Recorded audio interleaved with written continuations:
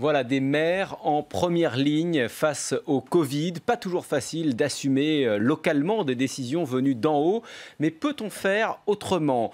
État, élus locaux, les différents échelons ont-ils appris à travailler ensemble sur les questions sanitaires ? Doit-on, à la lumière de cette crise, réinterroger la répartition des compétences pour ce qui concerne la santé ?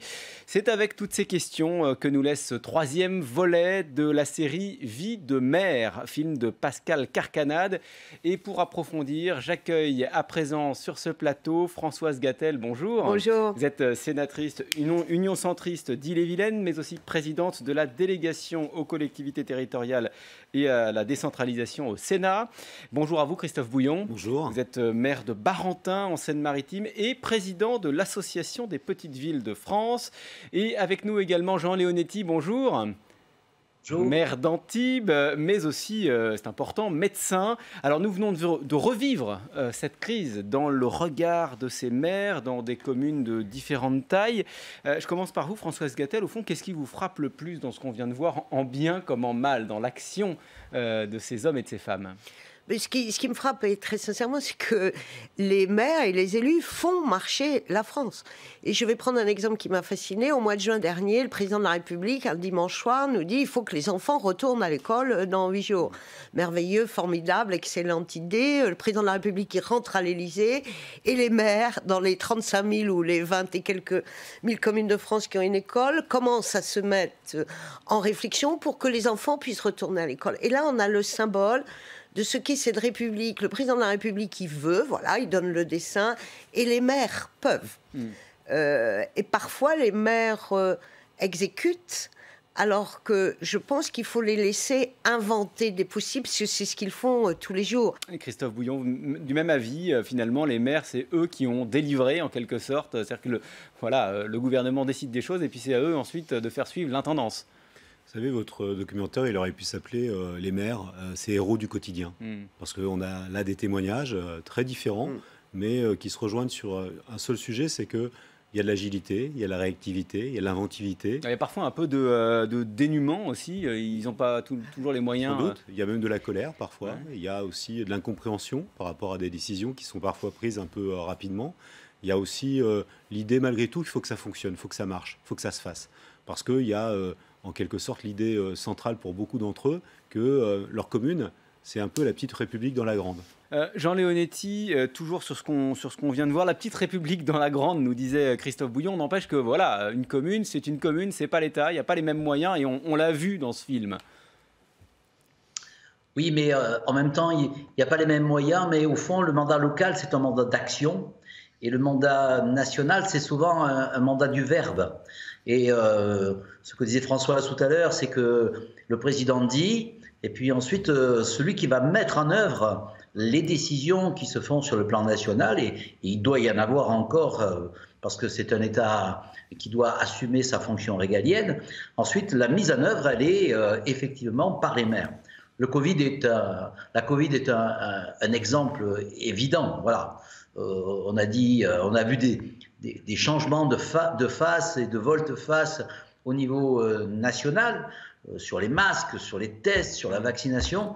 Et on a décliné localement, à partir des maires qui ont absorbé les différents chocs, absorbé les contradictions, absorbé quelquefois les incohérences, et qui ont eux aussi été obligés de donner de la clarté, des perspectives à des décisions qui ne pouvaient ne pas apparaître très claires ni génératrices d'espérance. Jean Leonetti, vous dites ils ont beaucoup assimilé les contradictions. En tout cas, moi, ce qui me frappe en voyant le film, c'est la masse d'informations qu'il faut accumuler en temps de crise sanitaire, surtout que tout le monde n'a pas les connaissances scientifiques. Regardez, on va regarder un extrait. On voit la maire de Biarritz qui va à la pêche, à pêche aux infos, auprès du sous-préfet. Réunion téléphonique dans sa voiture. Donc là, les maires se branchent. Bonjour, monsieur le sous-préfet, Dominique Hillière, maire de CND. Et on va pouvoir avoir cette réunion. Bonjour, Mérite Didard. Madame et monsieur le maire, bonjour. Voilà, je préfère être moi plutôt que mes services, comme ça je suis en contact direct et je peux poser les questions au sous-préfet, puisqu'on est très sollicité par les citoyens sur ces questions sanitaires et de sécurité. Les gens pensent qu'ils n'ont qu'une heure pour faire leurs courses. Les gens pensent qu'ils ne peuvent pas aller à un supermarché si le supermarché est à plus d'1 kilomètre de chez eux. Pour le sport, par exemple, pour le sport, est-ce qu'on peut faire du sport à 2-3 ? Pourquoi on peut courir, pourquoi on ne peut pas nager ? On a les deux. On a ceux qui pensent que c'est trop strict et puis d'autres qui pensent que, attention, vous laissez faire des choses qui ne sont pas acceptables. Alors on le voit, ils ne sont pas mieux informés que le reste de la population, Christophe Bouillon. Il faut qu'ils aillent chercher l'info. Ils vont à la pêche aux informations et c'est quand même fort parce qu'on a parlé beaucoup de proximité mais il y a aussi une grande disponibilité. Mais même si vous êtes disponible, vous avez beaucoup de choses à faire et c'est vrai que vous êtes assailli d'appels au standard téléphonique ou à l'accueil des mairies. Au soir, par exemple, d'une conférence de presse du Premier ministre, vous avez des appels le lendemain, j'imagine, pour vous demander comment on fait. À peine la conférence de presse terminée que vous avez déjà des appels des parents d'élèves, du personnel municipal, des habitants qui vous disent bon, comment ça se passe concrètement demain matin à 8h. Et c'est vrai que c'est difficile parce que on donne le sentiment finalement que on est sur le pied de guerre et qu'en appuyant sur un bouton, vous avez tout d'un coup le personnel municipal qui est actionné et qui répond aux consignes qui sont données du sommet. La vérité, vous le savez comme moi, c'est que ça demande du temps de préparation aussi. Et puis souvent, c'est ce que je regrette, ça montre aussi parfois l'incompréhension de la part du sommet de l'État sur la façon dont ça fonctionne dans une municipalité. Quand vous faites des conférences... En parenthèse, Jean Castex, avant d'être Premier ministre, était maire de Prades. Oui, mais regardez, quand vous faites des conférences de presse le soir, en fin de journée, vous croyez sérieusement que quand vous êtes dans une commune, surtout une petite ville, est-ce que vous pouvez comme ça réunir votre personnel ? Est-ce que vous pouvez avoir un interlocuteur au bout du fil ? Il faudrait faire plus tôt, il faudrait donner l'information. Je peux comprendre qu'il y a une forme d'exclusivité. On essaye de faire en sorte qu'on soit accroché à la conférence de presse. Mais ayons confiance aux maires. Nous sommes là en responsabilité, donc on nous donne les consignes avant pour qu'on les mette en œuvre dans les meilleurs délais. Ça, c'est très intéressant, Françoise Gatel. L'enjeu de communication en politique, en l'occurrence, dans un temps de crise comme celui qu'on vit, dans cette crise sanitaire, il est très important. Ce qu'il faut redire aussi, c'est qu'on a un contexte absolument particulier de décalage des élections municipales qui ont fait que les gens sont rentrés en fonction tard et qu'on a beaucoup de nouveaux maires qui n'ont pas eu le temps de prendre connaissance du champ de leur responsabilité et de s'organiser comme on le fait d'habitude, et que les gens sont aussi éloignés de leur équipe et que les choses, elles portent sur le maire parce que c'est le maire qui incarne la République. Monsieur le maire ou madame le maire, où est-ce que je vais pouvoir me faire vacciner, est-ce que mon enfant va pouvoir aller à l'école, etc. Et ce ne sont pas des experts. Hein. Et donc, non, mais les maires, non, mais ils sont redoutables parce que, sincèrement, regardez dans l'ensemble des communes de France, sur cette crise à gérer qui était difficile, compliquée, où les maires, ils avaient les infos très tard, etc., et tout le monde leur demandait des comptes, est-ce qu'il y a eu des dysfonctionnements sur le champ des responsabilités des maires? Non, il n'y a eu aucun risque sanitaire, ni du fait qu'un maire aurait mal appliqué des consignes. Donc, ça veut dire quand même que si on tire les leçons de tout ça, c'est que cette crise, elle est révélatrice de la capacité de faire des élus et que l'État ferait bien de se dégager des protocoles sanitaires de 84 pages pour donner l'esprit, donner un cadre et laisser les maires... Ça, ils n'ont pas digéré, les maires. 84 pages pour... Voilà, quand vous les avez la veille pour le lendemain et que vous avez un parent qui vous dit « mais la 83e page, je n'ai pas respecté », c'est le maire qui a... Et en même temps, si je puis dire, il faut permettre aux maires de s'adapter, mais il faut les aider. Parce que vous ne pouvez pas laisser porter aux maires une responsabilité en matière sanitaire. Parce que quand vous êtes dans une grande ville, c'est une chose. Quand vous êtes dans une petite ville, c'est compliqué. Et Madame le maire a dit quelque chose d'important tout à l'heure.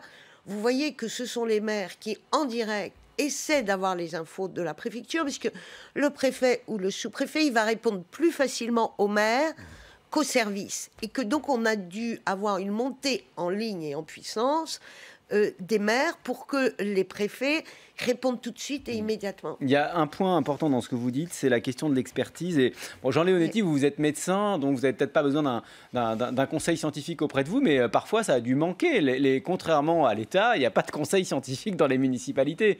Comment est-ce qu'on fait pour assimiler autant d'informations complexes quand on n'a pas ces ressources ?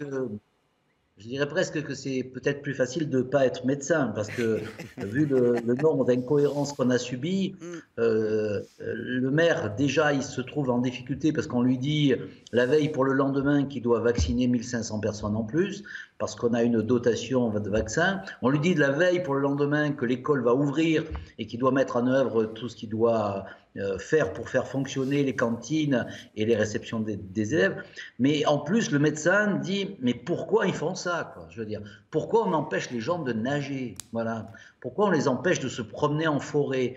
Donc, on est obligé d'avoir des décisions qui sont des décisions préfectorales et que donc le maire respecte, mais on est obligé de les accepter alors qu'on a le sentiment profond que ça n'est pas utile et peut-être c'est même néfaste. On a l'impression, depuis que je vous entends tout à l'heure, que dans cette crise, vous le disiez très bien, l'État décide, les maires exécutent. Est-ce que le lien entre l'État et les maires, depuis 1 an maintenant, s'est abîmé, Françoise Gatel? Les maires et les préfets ont été obligés de dialoguer. Ça ne s'est pas toujours bien passé. Alors, je ne dis pas que ça s'est bien passé, mais on a quand même aujourd'hui des dialogues entre l'éducation nationale et les maires. Je ne dis pas que c'est bien, mais avant, ça n'existait peut-être même pas. Avant la crise sanitaire? Je ne sais pas si le maire d'une commune de 600 habitants avait accès au sous-préfet. Moi, je ne suis pas sûre. On va demander peut-être à Christophe Bouillon là-dessus. Je ne suis pas sûre du tout. Et que, en tout cas, aujourd'hui, on voit bien que les préfets...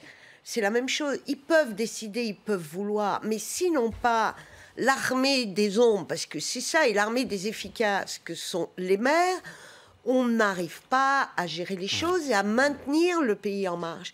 Donc je trouve que ce que ça révèle, et j'espère qu'on n'oubliera pas après la crise, Jean Leonetti le disait, c'est-à-dire qu'on a vu que pour que le pays, dans un état de crise sanitaire imprévisible, très difficile, volatile, ceux qui ont tenu le pays, ceux qui ont tenu la France, alors naturellement, il y a les hospitaliers, il y a plein de gens, mais les maires ont été des essentiels.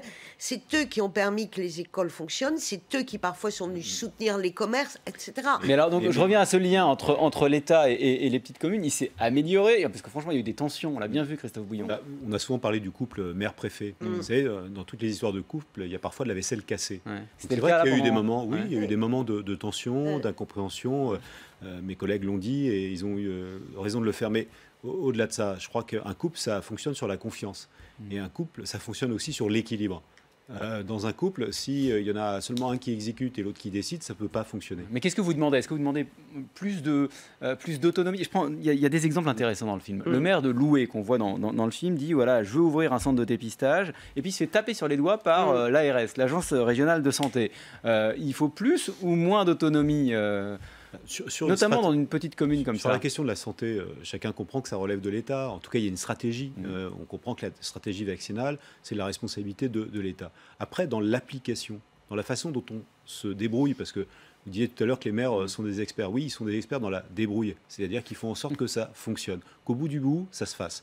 Eh bien, je pense qu'il faut fixer les objectifs, tracer un cadre, et ensuite laisser les maires faire parce qu'ils savent faire. D'ailleurs, la vérité, c'est que, vous savez, quand on a eu le protocole sanitaire, par exemple, pour les écoles, toutes les écoles de France n'ont pas la même taille, n'ont pas les mêmes surfaces. On voit bien dans le film, notamment la question des cantines, ça a été au final, chacun a fait avec. Et je crois que c'est ça qui est important, c'est de pouvoir dire aux maires qu'on ne soit pas tatillon vis-à-vis d'eux, qu'on leur fasse confiance, qu'on les infantilise pas. Il y a un point, Jean Leonetti, parce que vous êtes maire dans un département dont on a beaucoup parlé, parce qu'il a fait partie de ces départements qui ont été reconfinés le week-end, les Alpes-Maritimes. La question de la régionalisation de la crise du Covid, elle est apparue relativement tardivement, depuis 1 an, trop tardivement selon vous? Non, le gouvernement a fait des allers-retours. Par moment, il a décidé de manière globale, et après tout, c'est sa fonction. La santé, comme le dit monsieur le maire, c'est un pouvoir d'État, c'est un pouvoir régalien. Chacun ne va pas faire sa santé dans sa commune ou même dans sa région. Et puis, parallèlement à ça, de temps en temps, quand il en a eu besoin, et plus pour de la communication que pour l'action, il a inventé le couple. Voilà, il a inventé le couple préfet-maire. Alors moi, je suis une ville qui est autour de 100 Il 000 existait habitants. avant ce couple quand même, ce couple maire-préfet. Ça, on a... Il existait, on se parlait. Maintenant, l'illusion qu'il y a, c'est que ce qu'on va dire va être entendu et que le préfet va pouvoir décider. C'est ni vrai ni l'un ni l'autre. Le préfet, il informe plus qu'il ne concerte et il ne décide pas. La preuve, c'est qu'il y a eu, pour une fois, dans le département des Alpes-Maritimes, une vision assez consensuelle, de laisser sortir les gens en plein air plus d'1 heure, de faire en sorte que le confinement ne se reproduise pas dans la durée, en tout cas le confinement partiel, parce qu'il n'a pas d'intérêt, et le couvre-feu qui n'a pas d'intérêt sanitaire. Eh bien, le préfet, à la fin, il nous a dit qu'il nous comprenait, mais que ce n'est pas lui qui prenait la décision. La décision, elle a été prise au niveau national. Donc, faire croire qu'on décide en région parce qu'on discute en région, puis ensuite voir tomber du jour au lendemain une décision du gouvernement, c'est là où il y a quand même une supercherie. On n'est pas dans... Finalement, c'est pire que tout de faire croire qu'on décide en région alors qu'en fait tout se passe dans un bureau à l'Élysée. Voilà, ça fait 2 fois que je m'entends très bien, monsieur le préfet, c'est un homme de grande qualité, mais on lui a dit assez globalement, c'est pas plus la peine de faire des grandes concertations avec l'ensemble des maires qui disent tous la même chose, et à la fin, la décision est inverse de ce qu'ils ont proposé. Et quand on le dit au préfet, il dit oui, mais c'est pas moi. Moi, je fais remonter et toute façon, la décision. Alors là, c'est une question que je vous pose à tous. Mais la différenciation selon les régions, elle a aussi ses limites. Dans le film, c'est intéressant. Il y a justement toujours le maire de Loué qui dit bon, moi, je comprends en même temps que c'est important qu'il y ait des règles qui viennent d'en haut parce que sinon, ça se fait un peu à la tête du client, si j'ose dire. Christophe Bouillon, il faut faire attention. Vous acceptez ça au moins? Oui, bien sûr, ça c'est le cadre général. Mais ensuite, dans l'application, il faut faire confiance justement au maire pour faire en sorte qu'on atteigne les objectifs. Juste une remarque. Ce qui est de même dommage, c'est que là où se prennent les décisions, on parle beaucoup du Conseil de défense sanitaire. Il n'y a pas d'élus. Il n'y a pas un seul élu. Il n'y a même pas des représentants des associations d'élus. On va dire encore une fois que Jean Castex était maire de Prades. Mais bon. Oui, mais concrètement, il faudrait qu'à un moment ou à un autre, on parle aux élus, et à leurs représentants, aux associations d'élus. On a la chance dans ce pays d'être organisé, donc d'avoir des représentants de ces élus qui peuvent porter ces messages et les faire descendre aussi. Tout ne peut pas être du sommet vers le bas. Pardon pour cette question, Françoise Gatel, mais est-ce que parfois, quand même, l'État n'a pas un peu bon dos dans une crise? Il n'y a pas un peu, on va dire, de clientélisme de la part de certains maires? Parce que c'est facile de tout mettre sur le dos de Paris quand les choses ne fonctionnent pas. Oui, c'est ni noir ni blanc. Je pense que c'est vrai, sauf que faisons une évaluation de la situation. Encore une fois, moi j'attends que quelqu'un trouve un maire sur les 35 000 qui a failli aujourd'hui dans la gestion de ce qui lui incombait. Ensuite, moi j'ai 3 points en écho à ce que vous dites. 1, le préfet peut dialoguer, mais je rappelle quand même que les ARS ne sont pas du tout sous l'autorité des préfets. Donc on a un vrai sujet. Ça veut dire que l'ARS, il peut décider tout seul, et c'est ce qui s'est passé en début de crise. Et le préfet, il n'a aucune consigne à donner à l'ARS, parce que l'ARS dépend du ministre. Santé, oui. Et comme l'ARS a envie de faire carrière, voilà.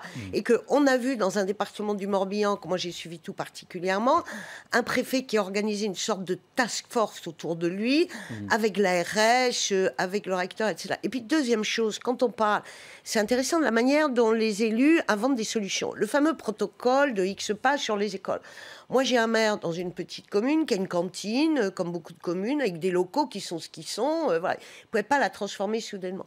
Problème qui était le problème de l'hygiène et des règles sanitaires pour le lavage des mains. Lui, il a trouvé une solution. C'est ce qu'il a fait. C'est un maire qui, dans son conseil, une femme agricultrice, elle lui a dit, mais moi, j'ai la solution. On va acheter des abreuvoirs. On va dans un magasin agricole.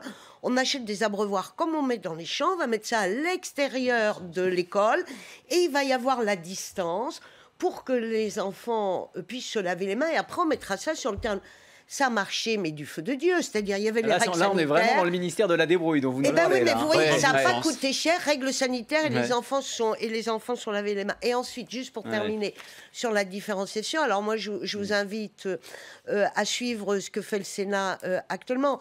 Le Sénat a émis 50 propositions en faveur des libertés locales. Donc, c'est pas pour faire l'anarchie de la République, mais dans une République une et indivisible, que les maires et les collectivités qui sont des acteurs aient leur place dans un cadre défini par la loi. Et on vient de lancer une consultation auprès de tous les élus locaux. Voulez-vous de la différenciation? Voulez-vous de la décentralisation? On a à ce stade plus de 3200 réponses. C'est un des scores les plus importants des consultations. où les gens disent « nous, on veut qu'on nous permette de prendre des initiatives qui sont des solutions ». Alors que dans les films que vous avez fait... dans le film, il y a la maire de Biarritz qui dit « voilà, je fais mon centre de vaccination ». Et puis elle met le préfet devant le fait accompli, puis finalement tout se passe très bien. Oui, mais elle parfois, prend l'initiative. Voilà, mais parce que parfois, et on a vu des exemples, un maire, il a une idée et un fonctionnaire va lui dire « ah, c'est une excellente idée, mais ça n'est pas possible, ça n'est pas possible ». Il faut se mettre en résolution de situation et le maire, il a cette obligation de résultat. Dans les quelques minutes qui nous restent, je voudrais qu'on parle de cette articulation entre l'État et les collectivités. Est-ce qu'il faut changer les compétences sanitaires? Est-ce qu'elles sont bien réparties? Vous avez critiqué, Françoise Gatel, les ARS, les agences régionales de santé qui sont souvent sous le feu des critiques. Je voudrais vous entendre là-dessus, Jean Leonetti, parce que tout à l'heure vous nous disiez il ne faut pas faire de fausse décentralisation. Les ARS, c'est de la fausse décentralisation? C'est un échec, oui. Parce que c'est un échec parce que pour l'organisation de la santé hors période de crise, les ARS ont été faites pour ça et elles fonctionnent plutôt bien. Mais en période de crise sanitaire, d'abord parce que le pays n'est pas habitué à gérer des crises sanitaires, parce qu'il n'est pas habitué non plus à faire de la santé publique une priorité, on s'est trouvé avec une difficulté évidente. Regardez comment la traçabilité des personnes a été difficile. Regardez comment les directives se sont quelquefois, comme on le disait tout à l'heure, heurtées à l'autorité du préfet. En réalité, les maires ne veulent pas avoir plus de compétences. Ils veulent une clarification des compétences. Et sur des schémas, des cadres bien définis, pouvoir avoir une liberté d'action. Quand on dit aux maires, écoutez, il faut trouver des moyens pour que les enfants puissent aller à l'école et ne prennent pas de risque de contamination. On donne 4 ou 5 grandes thématiques et grandes règles. Ensuite, s'il vous plaît, qu'ils ne nous disent pas la largeur du bureau, la longueur de l'espace à la cantine, la façon dont les gens se croisent. Surtout que toutes ces règles-là n'ont pas de définition sanitaire, elles n'ont pas de base sanitaire. Et là, c'est le médecin qui parle, donc, si j'ai bien compris. Oui, mais au fond, la santé, c'est une fonction régalienne. Attention à une santé décentralisée qui ferait qu'à la fin, on se trouverait avec un traitement qui serait meilleur dans tel département parce qu'il serait plus riche et moins bon dans l'autre qui serait plus en difficulté. Mais sur les applications, les ARS ont été impuissantes. Cette crise, c'est l'impuissance de l'État. C'est pas les maires qui veulent plus de pouvoir. Il faut qu'on termine parce qu'on approche de la fin. J'ai une question pour vous, Christophe Bouillon, parce que parmi les pistes d'amélioration, on a vu parfois, je disais, un peu de dénuement de la part des maires. Est-ce qu'il n'y a pas aussi à mieux gérer, à mieux former nos élus dans la gestion de crises sanitaires comme celle-ci? Oui, bien sûr. On a vu la mise en place de plans communaux de sauvegarde. Excellent. Mais déjà, les maires aujourd'hui, ils sont déjà dans le fait de tirer les enseignements et ils préparent déjà les nouvelles générations. Et la prochaine crise. Et la prochaine crise. Ça, ils l'ont bien comprise. Après, encore une fois, il ne faut pas tant former les élus, il faut aussi former les fonctionnaires d'État. Moi, je suggère que dans le cadre des stages, vous savez, les fameux stages d'ENA, eh bien, il y a un stage dans les communes qui serait indispensable pour leur permettre aussi de comprendre concrètement le fonctionnement de notre commune. Françoise Gatel, sans parler de malheur, on fera forcément mieux si dans quelques années, il y a un nouveau virus, une nouvelle pandémie dans cette organisation de l'État, selon vous. Et à quelles conditions on fera mieux? Moi, je pense qu'il est impératif de tirer les leçons de cette crise, puisque une crise, elle révèle des atouts et des failles. Et donc, prenons le temps ensuite de tirer les enseignements de ce que l'on a fait, sachant que les crises ne sont jamais les mêmes et ne se répètent pas de la même façon. Mais retenons l'idée qu'il faut de l'intelligence, de l'agilité, de la réactivité et de la capacité, de la nécessité de l'État de s'assurer que là où il y a moins de moyens, les choses sont faites aussi. L'obligation, c'est l'action publique jusqu'au dernier kilomètre, y compris quand les choses sont très graves et compliquées. Et je retiens aussi ce que vous nous disiez tout à l'heure, il va falloir garder la mémoire de tout ce qu'on est en train de se dire là, voilà, pour que les prochains élus sachent aussi tirer profit de ce qui s'est passé. Le mot de la fin, très rapidement pour vous, Jean Leonetti, voilà, il va falloir se souvenir de tout ce qu'on se dit là, par exemple aujourd'hui au cours de cette émission, mais de tous les nombreux rapports qui ont été faits, notamment par le Sénat depuis quelques mois. La crise sanitaire est un révélateur des faiblesses et des forces. Et donc aujourd'hui, on a instauré un dialogue. Il n'est pas parfait. Il faut continuer à essayer de faire une fluidité de l'action, je dirais de l'action républicaine, qui parte effectivement d'une décision qui est l'exécutive qui partent des décisions législatives de nos parlementaires, mais qui aillent au bout de la démarche de la confrontation avec le peuple. Il en va de la démocratie, de la vitalité de la démocratie.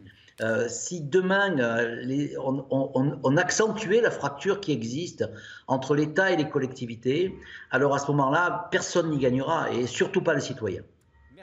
Merci à tous les trois de nous avoir aidés à approfondir. Je renvoie à un livre qui est très intéressant parce qu'il est au cœur de notre sujet d'aujourd'hui, Covid-19, une crise organisationnelle, signé Henri Bergeron, Olivier Borat, Patrick Castel et François Dodieu aux presses de Sciences Po, qui est paru au mois d'octobre dernier. Il y aura sans doute d'ailleurs des mises à jour à faire puisque la crise n'était pas tout à fait terminée. Elle ne l'est toujours pas.